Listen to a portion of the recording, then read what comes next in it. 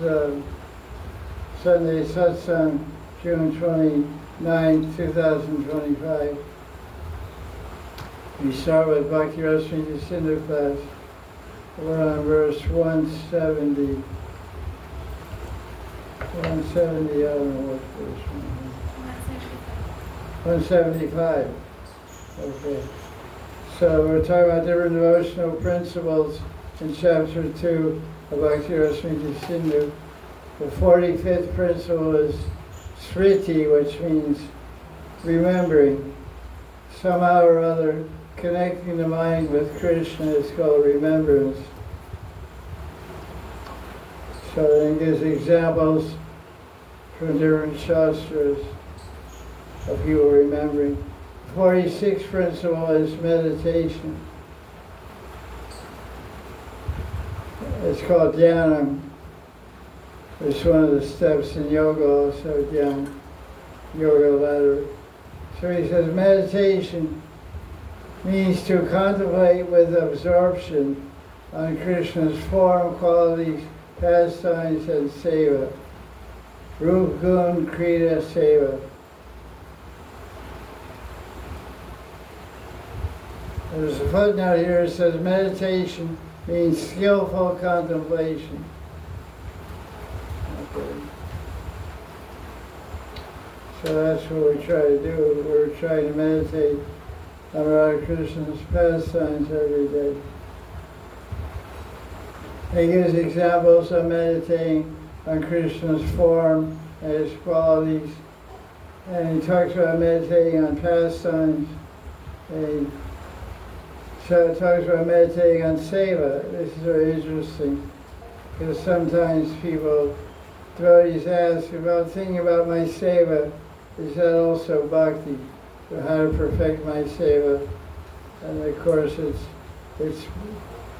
comes under the category of meditation, which is the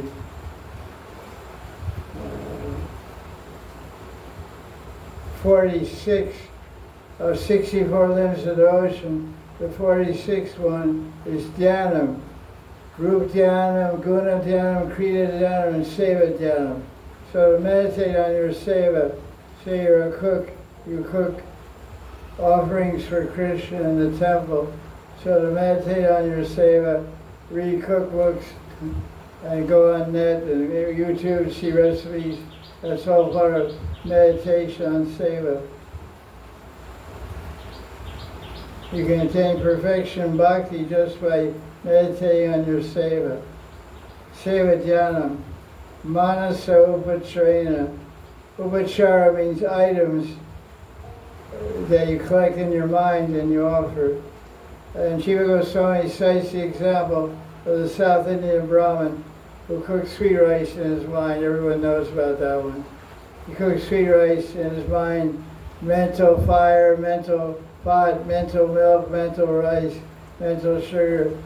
And he put his mental finger in the sweet rice, the tip of his finger. See, it was too hot to offer, and it burned. And he woke up out, and his finger was red.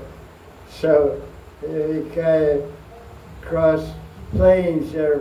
Meditative world became real world. So there's a story about that also. This Jiva Goswami's very extensive story. So that when the Brahmin burned his finger on his seva meditation, and offering sweet rice. Meanwhile, in Vaikuntha, Narayan was sitting next to Lakshmi. This is all part of the story.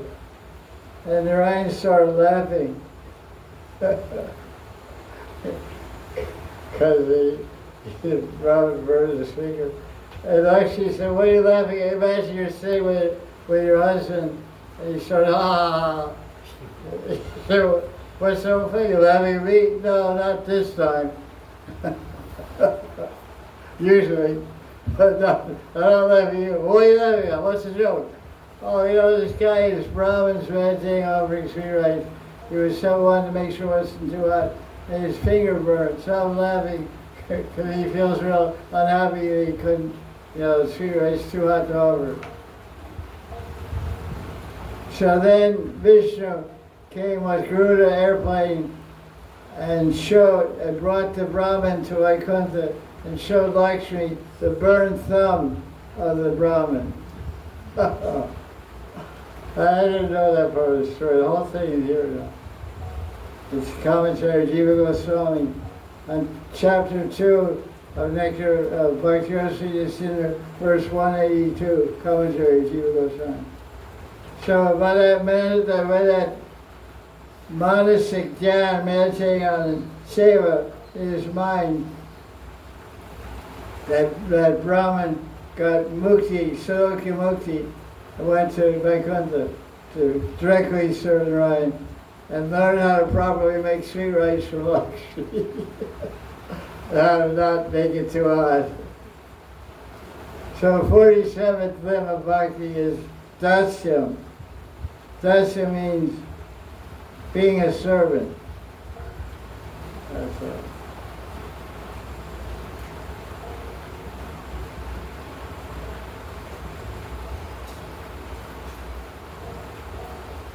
Rupa Goswami says, Dasyam karmarpanam kaikarnyam.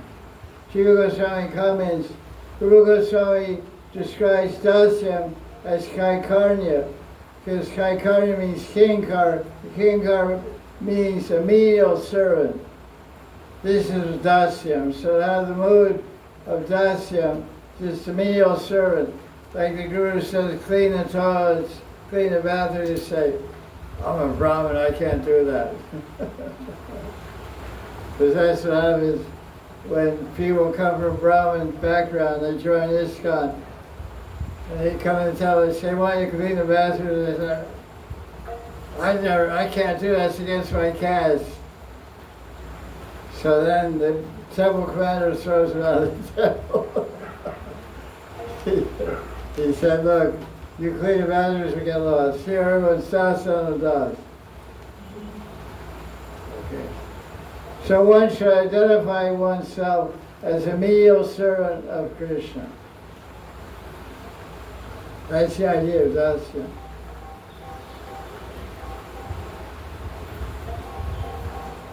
Okay, well, then he gets into Varashram Dharma. Talks a little bit about offering the results of your actions to Krishna. Maybe it's a long discussion about that.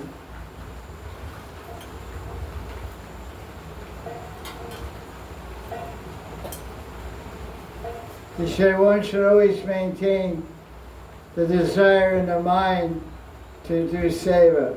Always one should have the desire, oh Bhagavan, I'm your servant, how can I serve you? Because that's what, when they're describing Manjaris, they say a Manjari is a dasi. She's of course a Sakhi, but she has a bhav, meal, servant bhav, maid servant, handmaiden of Radharani, dasi. So she's called a dasi or a kinkari. Kinkari is a combination of two words, kim and karomi. Karomi means karma means action, doing, movement, work. And kim means what? So kinkar or kinkari means coming before Radharani with full hands and say, how can I serve you? What service can I do? So this is the idea of having the mentality of a servant. So that's why Rupa Goswami says, Dasya means Kaikarnyam Bhav, Kinkari Bhav.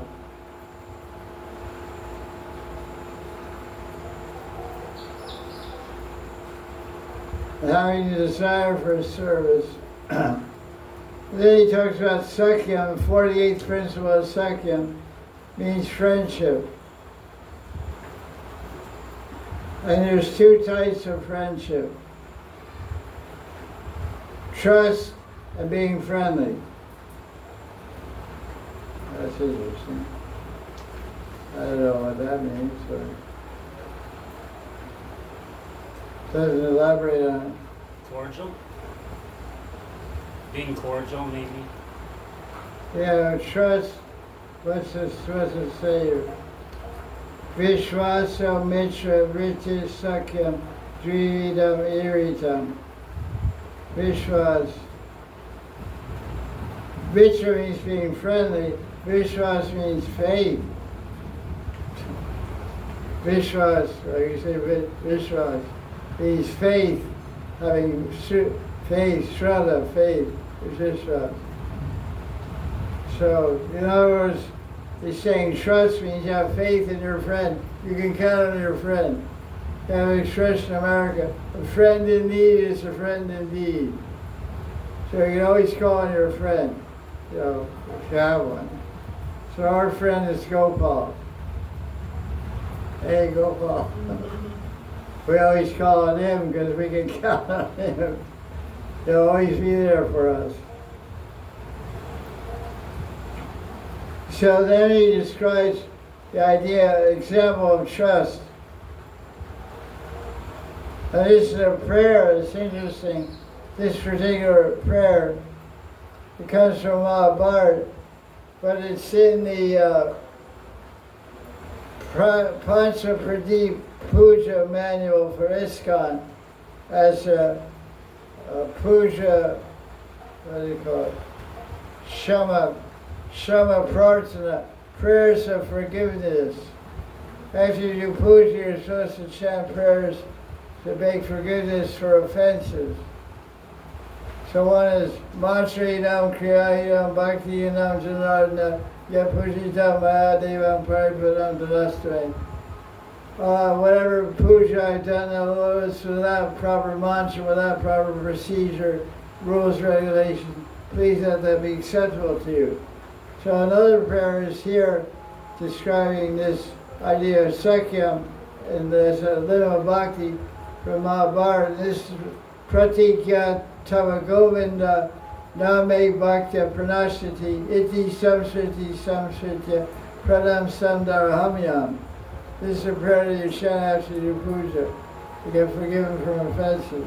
It's in ISKCON's Puja Vidi book, Rules of Puja. So the translation is, this is an example of faith and trust in friendship. O Govinda, by remembering again and again your promise, pratikya, that your devotee will never perish on maintaining my life. Who spoke this? Draupadi. When did she speak this? During the disrobing? Exactly. Govinda Damodara Madhaveti. So she chanted Govinda. And Jiva Goswami has a long commentary.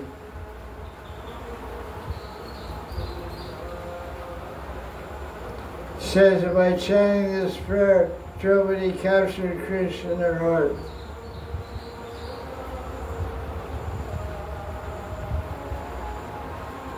And for this, Draupadi is known as Bhagavat Pradhan, a chief or exalted devotee of Krishna, Govinda.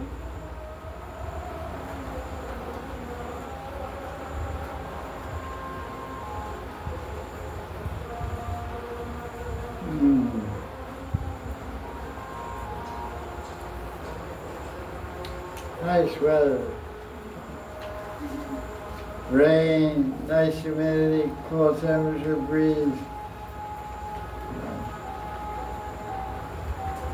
So now he concludes this section where he's talking about his faith and trust, Vishwas. He says the cause of qualification for bhakti is Shraddha alone. So it has nothing to do with birth or caste or religion or color, creed, anything. It's all about faith. Adosha Zata Sarasanga. Adosh is beginning, it is only faith. Shraddha Machasya Tad Bhakti. So the adhikar hetu, the cause, the adhikar, the qualification is only faith. I believe in Krishna.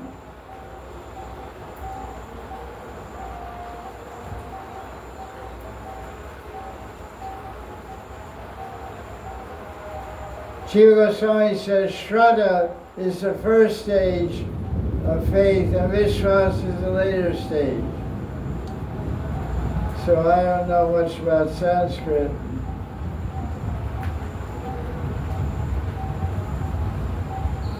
But Vishwas and Shraddha are generically translated as faith, but Vishwas is a special form, more developed and deeper expression of Shraddha or faith. That's why it's called Vishwas. Shwas. V means exceptional. Shwasa means breath or breathing. I don't know, something like that. Second type of friendship, which is being friendly, is there's an example in Raganuga Bhakti, Raganuga Sadhana.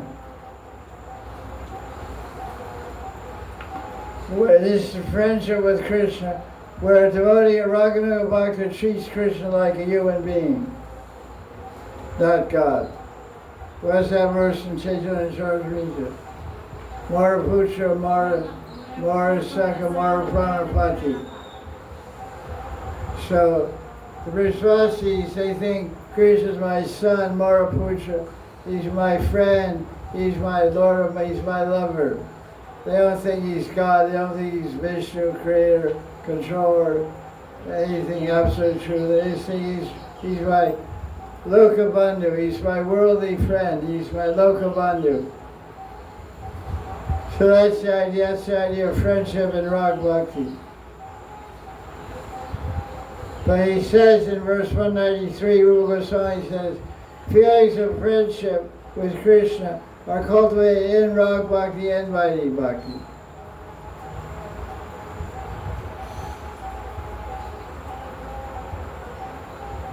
Vaidhi Bhakti is more formal friend.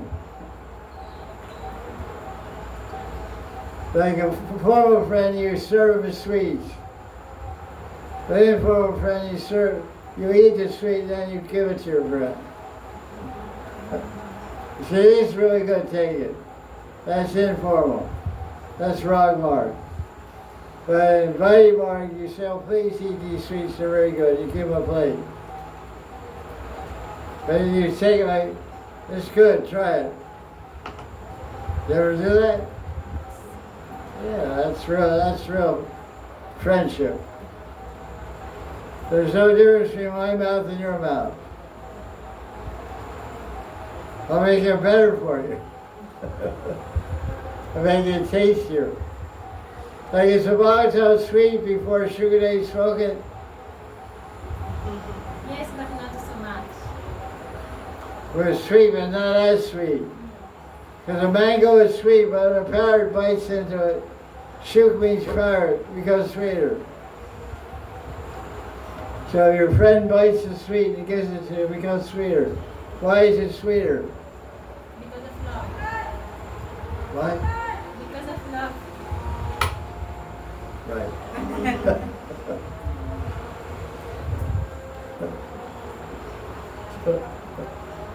Okay, good.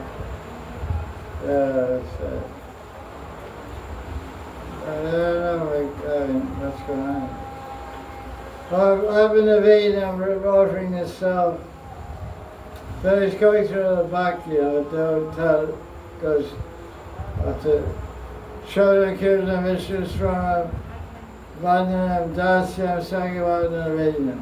9 minutes of Bhakti he described.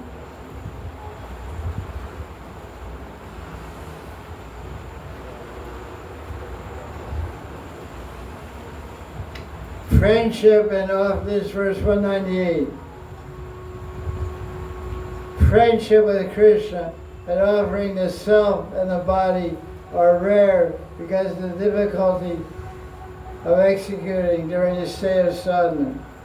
But wise people have said that these two qualify as part of sadhana.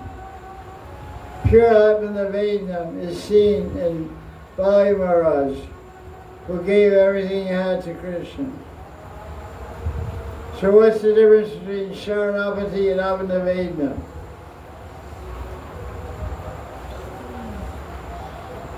Sharanapati or Sharanagati means surrendering to the Lord.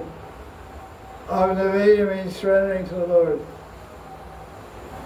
So Jiva Goswami explains, Sharanagati or Sharanapati means accepting Krishna as one's protector. I have no other protector but Krishna. But Abhinaveda means offering one's Atma to Krishna. That's the distinction. Abhinaveda mixed with emotions of dasya is seen in Ambarish. But Ambarish over his mind to Krishna, he offered Abhinaveda to Krishna, but he also did seva. With his hands he cleaned the temple, with his feet he walked in the temple, with his body he painted basin. Now in the 50th limb of Bhakti is Nija Priya Upaharanam. Upahara means objects, Priya means dear, and Nija means your own. Offering articles that are dear to oneself.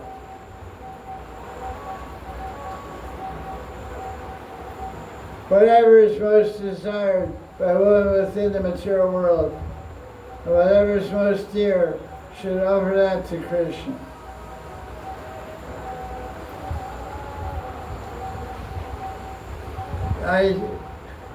I seen that people, they come to Vrindavan on Yatra from Delhi.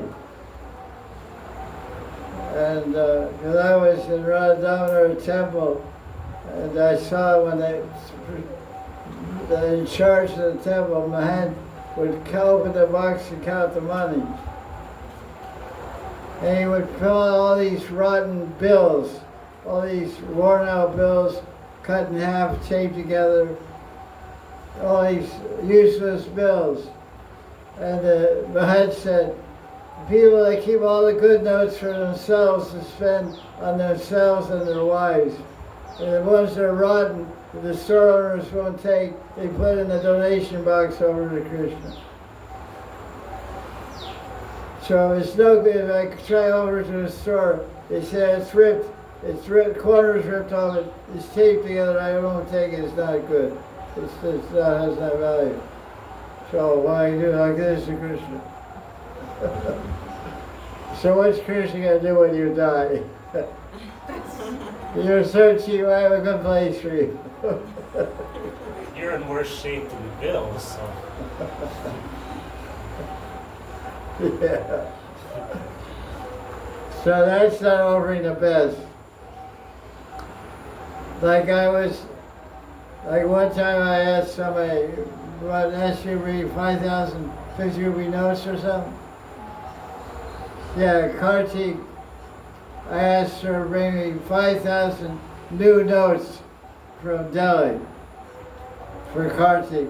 Because during the month, I always keep money in my pocket. Because Brahmins always come asking for money, so I can give them 50. So I calculated, I'll spend this 5,000 this month. So every time I went out, I put 5 or 10 in my pocket and waited for them to come. I was ready for it. They get brand new notes. They say, oh, that's very nice. They like it.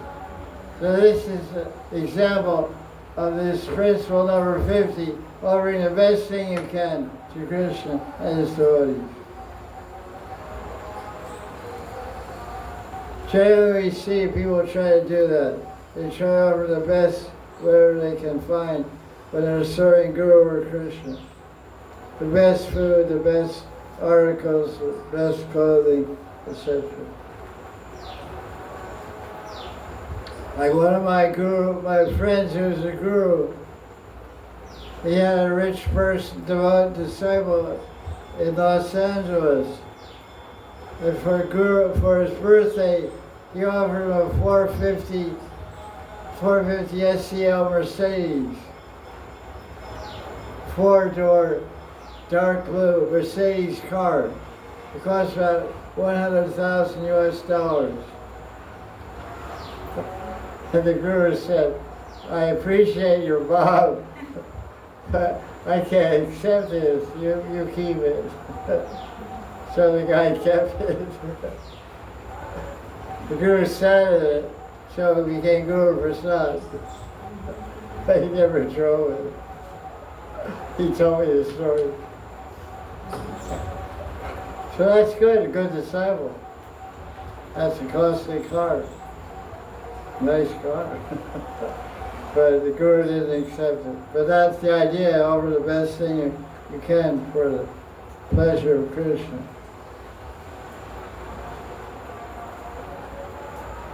Accepting Krishna as your protector is told in Hari Bhakti Vilas, the Sharanapati.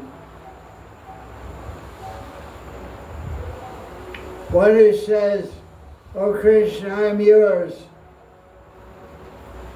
while accepting the protection of Krishna, feels bliss.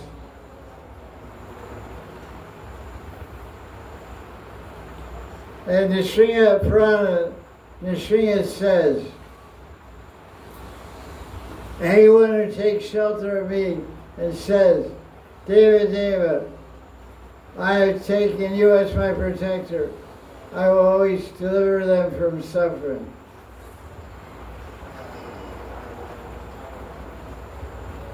And this one is 53, serving those things which are related to Krishna. What does that mean? It's called Tadinam Sevanam. What's an example? Nada. Yeah, that's true. But what's another one? According to the book. Tulsi. He quotes a verse from Skanda Puran about the power and benefit of Tulsi. Seeing Tulsi destroys sins. Touching Tulsi purifies the body. Bowing down to Tulsi destroys all suffering. Sprinkling Tulsi with water delivers one from death. Planting Tulsi makes your mind attached to Krishna. Offering Tulsi to Krishna's feet gives mukti, the form of prema.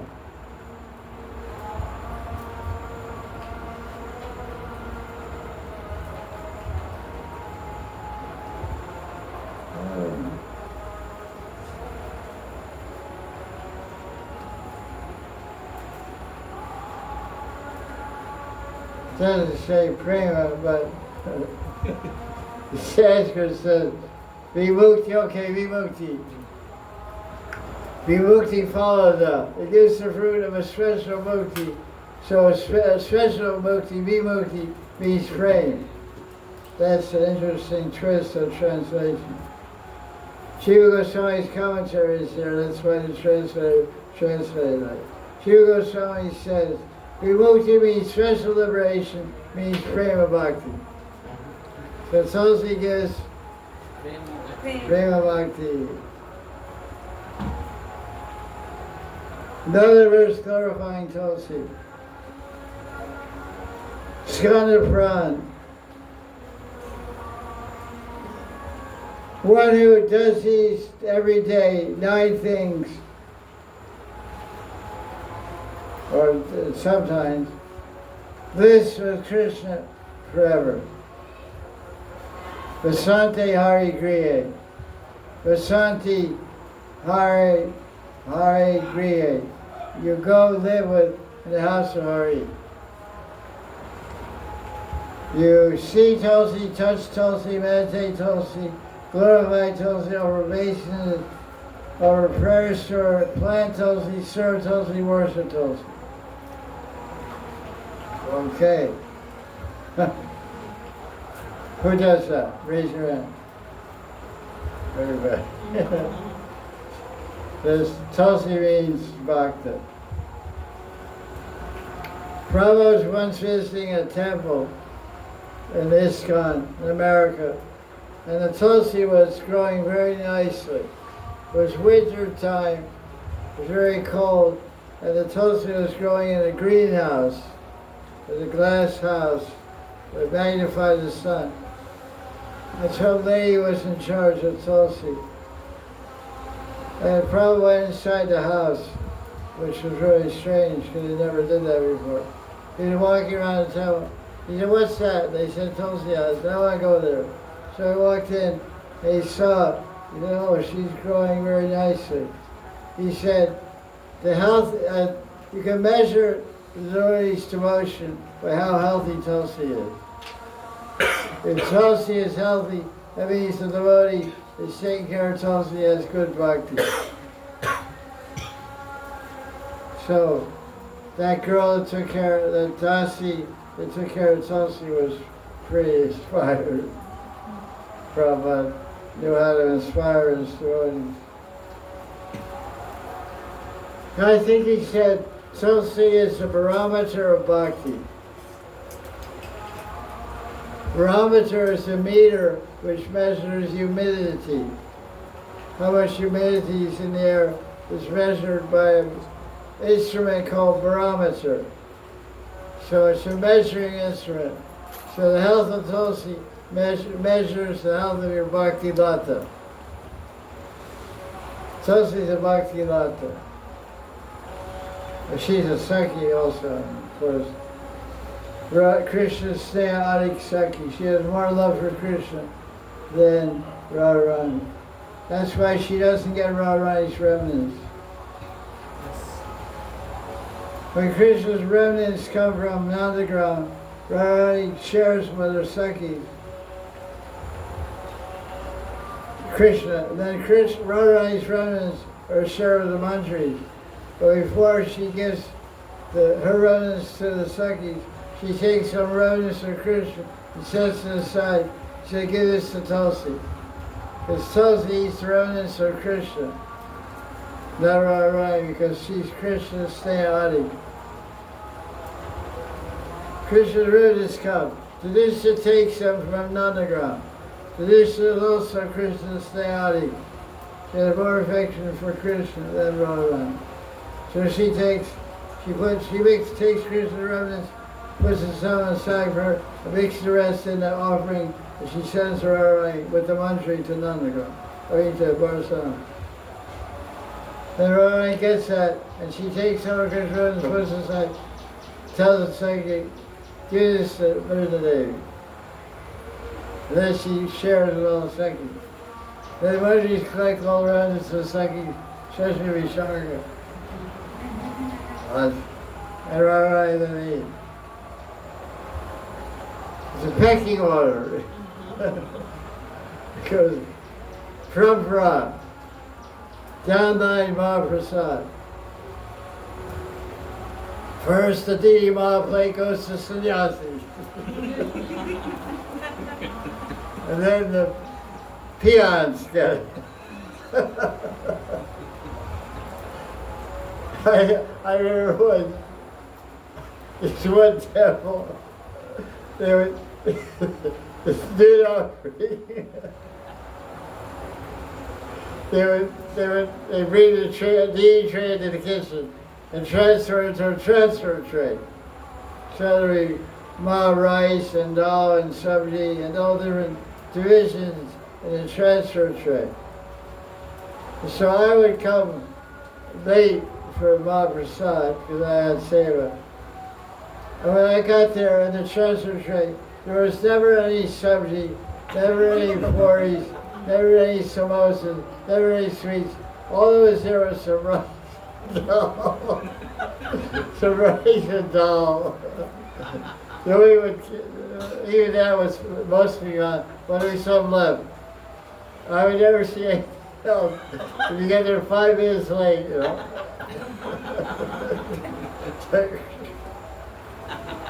Like 50 vultures came through. I'd run down, I would be out, 7 books, come back and go to the temple. Sri Madan, yeah, think yourself. I'm all excited, what's going to be there? I go, Maharaj, Jesus. screw out the leaf cover.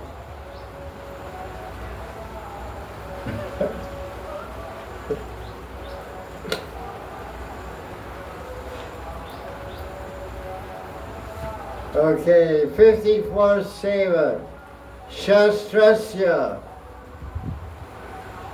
54. Shastra Matra Samakyatam Yad Bhakti Pratipadakam. Seva to the Shastra. This means seva to Bhakti Shastra.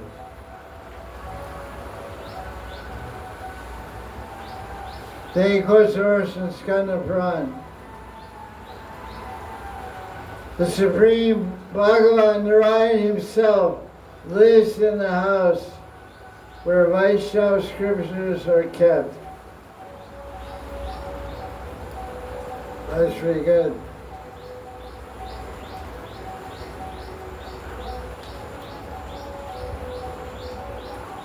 Then he goes into reviewing the 5 most important limbs of bhakti. 55th limb is, what is it? That's 55, is Adi Purana, living in a holy place like Mathura. The fool who gives up Mathura and has attraction to wander to some other place like Dehradun.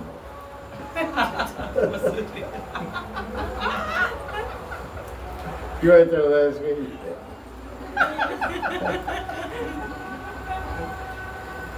He left? Birth after birth is bewildered by Maya. Watch out. Don't let Maya catch you. Some Buddho Brahmati, Samsare, Mohita Mama Maya. Maturam Chaprityaja. All you guys going South Indian yatras.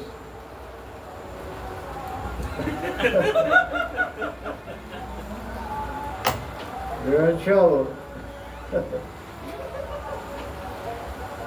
Now, what more glories of Mathura? Brahmanda Purana. Anandamai city, Mathura Svarsha Matrata. Simply by touching Mathura, you get the perfection of being absorbed in bliss. Anandamai city. That's pretty cool. Pretty verse, huh? And the translation is based on Jiva Goswami's commentary. This Ananda Bayi city means the bliss of prema, which is obtained just by touching Mathura. So don't wear shoes.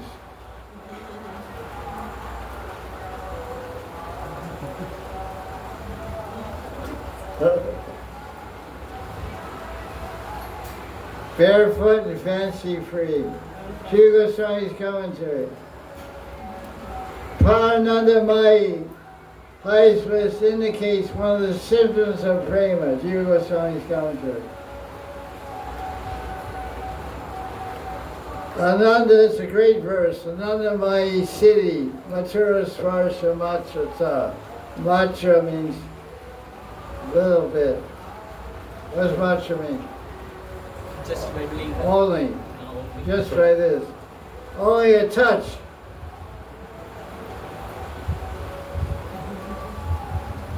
Land.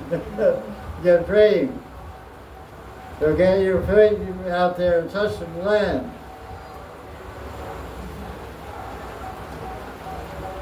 Okay, and that's a great verse. You guys memorize this one. Paranandamai city, Mathura Svarsha Matrata.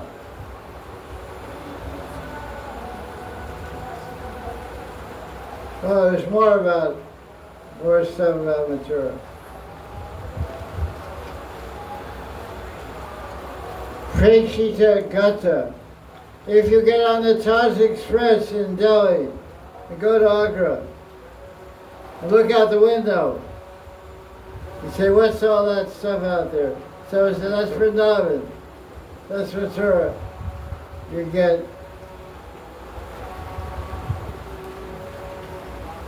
all desires fulfilled. That's also over in Skanda Puran. Hearing about Mathura, remembering, glorifying, desiring, seeing, visiting, touching, taking shelter, serving, fulfills all the desires of humans. This is described in all the Puranas. Jiva Goswami says, Prekshita means seeing Mathura Vrindavan from a distance, not contacting directly. So looking out the bus window, going down the highway from Delhi to Agra. So many thousands of buses go there every day to see the Taj Mahal. They say, what's this? This is Vrindavan. Their bhakti life has begun.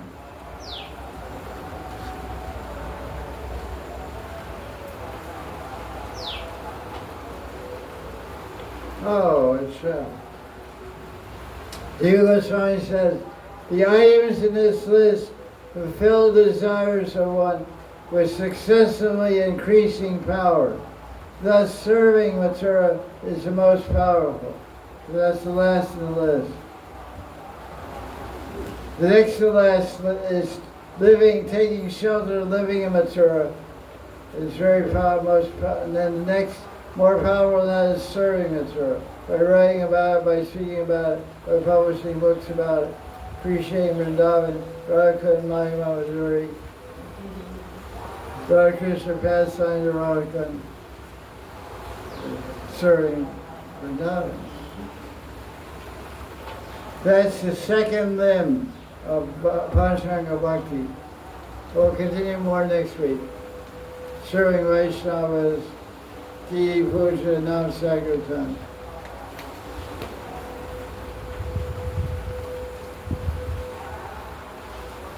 This is the second day of the official rainy season.